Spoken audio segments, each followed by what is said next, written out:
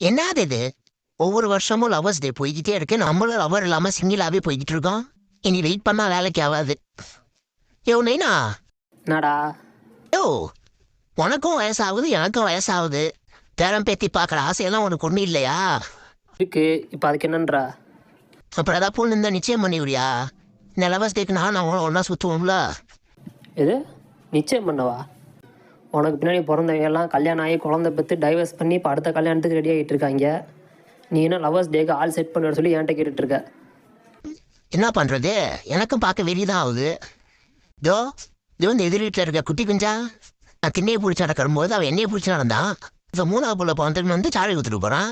அது மட்டும் இல்லாம குட்டி குட்டி பசங்கள்லாம் அவங்க ஆள் கூட சுற்றும் போது எனக்கு வெறி ஆகாதா? டே, சின்ன சிறுசுங்களா பார்த்துக்கிட்டு உட்காந்துக்கிட்டு இருக்கியாண்ணா?